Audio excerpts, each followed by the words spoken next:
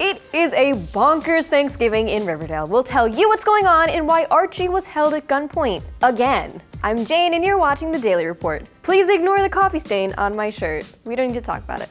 It's Thanksgiving in Riverdale, and if you expected last night's episode to be a normal episode about a regular family, doing things like eating turkey around a nice fireplace, doing cute Thanksgiving stuff, you were wrong! Did you even watch this show?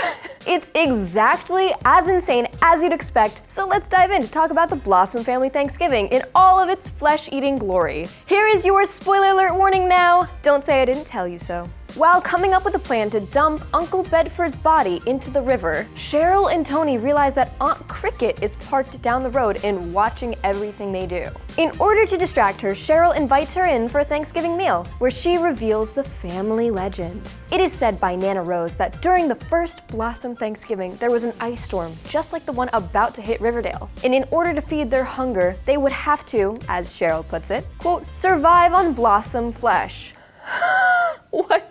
As she finishes the story, her cousin finds Uncle Bedford's ring in his meat pie, and with Cheryl's threat to report their participation in illegal activity, like cannibalism, they quickly hit the road. But don't worry, it was only lamb in the pies, as Uncle Bedford's body was now safely in the iced-over river. Thanks in large part to Tony, who was apparently so ride or die, she helps Cheryl hide a body and takes no issue with her brother's corpse still hanging around the home. Meanwhile, Betty manages to beat the storm up to Stonewall Prep in order to spend Thanksgiving with Jughead. My heart. But, you know, as soon as she gets there, she saves Jughead from two crazies wearing masks and holding axes. It turns out it was just Donna and Bret playing a practical joke, you know, silly stuff. While stitching him up, they discover Mr. Chipping's suicide note in his jacket pocket, which he tries to pass off as a writing assignment. We can see right through you, Bret. Betty and Jughead are rightfully suspicious about this explanation and decide to get some more answers out of the two by playing Never Have I Ever, because alcohol.